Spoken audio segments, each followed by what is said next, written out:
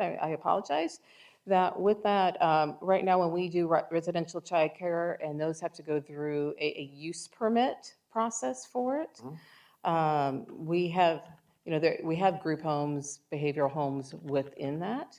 And we thought what they could be closer because they are meeting a different type of criteria for parking, and they can go up to 10 children. And so, are you indicating you So like my that to question remain? is, I'm so I sorry. guess my question is we're saying that you put these next to a group home because you're saying group homes don't count? Because what I don't want to have happen is you've got residential daycare, which is fine, X amount of people coming in and out. You have a group home that is 5 doors down with people coming in and out. All of a sudden, your neighborhood has changed into more of a commercial district. So I'm just curious why that came out. You see where I'm talking about, Kevin? Chairman, I do. So when we went through that whole group home exercise, group homes got measured and separated and reviewed in their own bucket. This is kind of a carryover that should have been rooted out back then, since the residential childcare, residential care homes, they don't, they're reviewed under a separate bucket, and this used to have them blended together, but we pulled them apart, and this just is a leftover of not cleaning it out of this bucket when we cleaned up the other bucket, if that makes sense. I just want to clarify why we're doing it. So, Yep. My other question was, and it also came from the HBACA guys, why are we taking condominiums out in terms of uses permitted by use permit? We've taken condominiums out in several places. How is that cleaning up language, or what's that doing? Cleaning up language, since we can't regulate between condominiums for rent and for sale. We can't regulate multifamily, whether it's condo for sale or multifamily for rent. And so it's simply code cleanup of taking out language that we can't enforce. Okay. We're not taking out the fact that we can do condominiums in our city. Correct. Just identifying it as a specific type of land use, because it's one half of one type of land use that we can't split. But if somebody says, like, the K's coming, we're building condos, we're fine Completely. with that. Okay. Yep. I just want to make sure that, so, okay. Anything else from anybody else? I think that really kind of covered the ones I just had some questions I had a on, quick so. one. Oh, yeah, Commissioner Club? On the open air ramadas, and I actually just had this situation come up with a client. On item 4, it says more than one ramada is permitted within the property, yada, yada, yada. Permitted, it meets the zoning maximum lot coverage. One of the challenges that I've run into with this open air ramada trellis, a lot of people are putting them in, and the way Chandler's zoning currently reads, trellises are figured in lot coverage identical to if it were a covered patio cover. Is this saying that you can have one up to, was it 150 square feet, and it does not count against your lot coverage? Or you can have more than one, but they both count against lot coverage?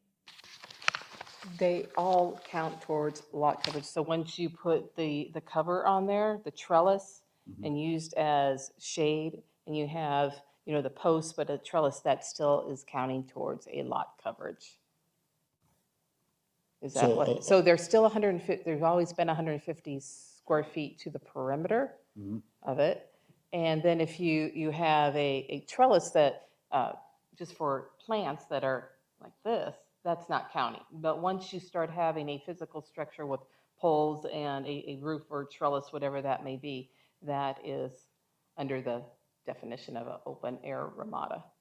What a lot of local valley cities have done is they've separated the open trellises away from patio covers, and trellises and pergolas kind of get their own case where under lot coverage it's valued at a percentage, 50%, 40%, 30%, a little different. I just did one in Phoenix, it was 50%.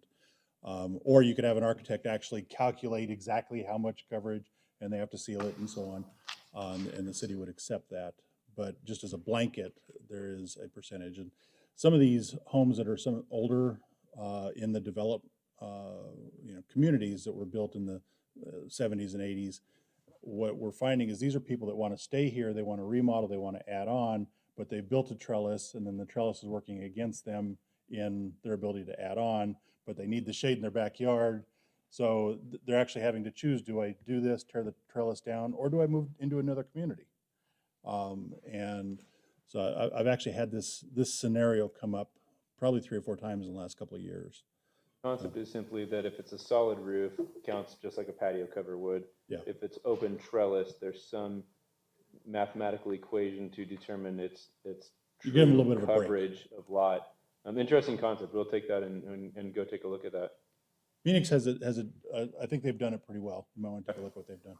Okay, I'm gonna close the study Thank you, guys. session. We're gonna take a 5-minute quick break because I just need to clarify the stipulation on the one item, and then we'll continue. So 5-minute break.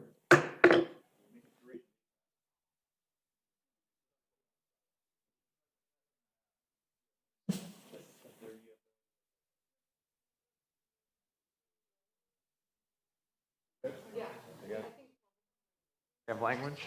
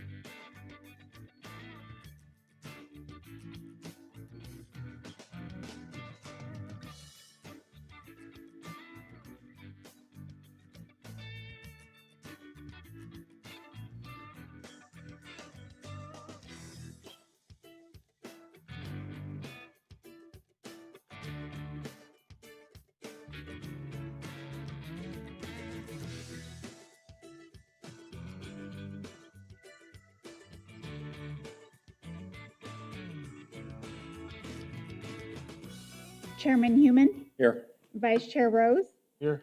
Commissioner Klob, Here. Commissioner Kimball, Here. Commissioner Everly, Here. Commissioner Pical, Here. Commissioner Flanders. Here. We have a quorum. If I get my stupid thing to work right.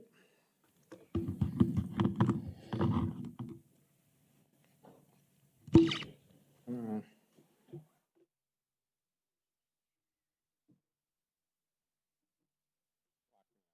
Okay, first order of business is Pledge of Allegiance. Alyssa, if you can get this back open for me, it'd be great. Commissioner Everly, thank you. To the flag of the United States of America and to the republic for which it stands, one nation, under God, indivisible, with liberty and justice for all. Thank you.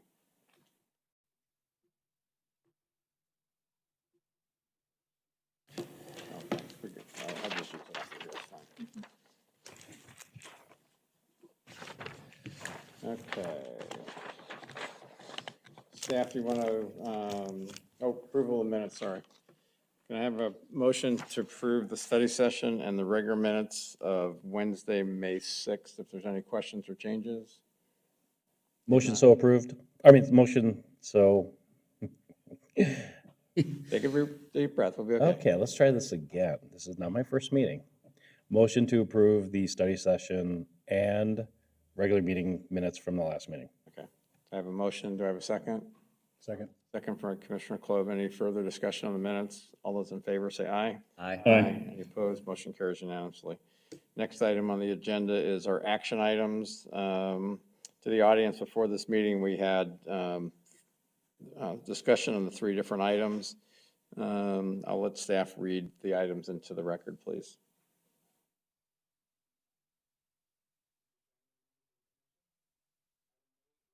H 20-002 Everlasting Services, which is a request to rezone from planned area development to amended PAD for long-term rehabilitative care facility.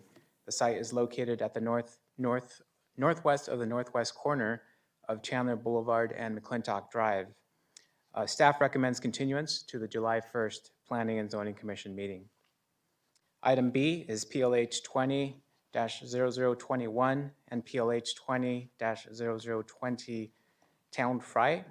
This is a request for area plan amendment to the Santan area plan from mixed-use commercial, office, specialty retail to multifamily, mixed-use commercial, office, and specialty retail, with rezoning from planned area development to PAD amended to additionally allow multifamily along with a preliminary development plan, approval for site layout and architectural design, and mid-rise overlay for building height. The 17.96 acre site is located at the southeast corner of Ellis and Fry Roads. And during the study session, the Planning and Zoning Commission recommended adding a new stipulation, which is stipulation 4C to the preliminary development plan stipulations. So 4C is going to read, along Fry and Ellis Road frontages, 50% of the trees shall have a minimum planting size of 24-inch box, 25% of a 36-inch box, and 25% of a 48-inch box. Item C is PLH 19-009 Dobson and Pecos Development, which was a request to rezone from agriculture to planned area development for a hotel and mixed of medical, commercial, and office uses with a preliminary development plan approval for site layout and building design. And this request is being requested to be withdrawn by the applicant. Item D is the cancellation of the June 17th Planning and Zoning Commission meeting. With that, that concludes all of the items on the consent agenda. Thank you. To the audience, all these items will be voted on by one motion. If anybody would like a hearing or comment on any of the items on the agenda, now is the time to speak up. Seeing none, what is the commission's pleasure? I'd like to make a motion to approve the items on consent with the read-in stipulations. Okay, we have a motion on the floor. Do I have a second? Second. Commissioner Klob, Mr. second. Chairman, before we go to the vote, I just wanted to just make a comment on Town Fry. I've been following it for a while here, and I was glad to see this come forward, especially with the variety of design elements, materials, and everything else. So when I first saw it, I could tell that the applicant has been working with staff and everything else, and I appreciate that. Good job. Great.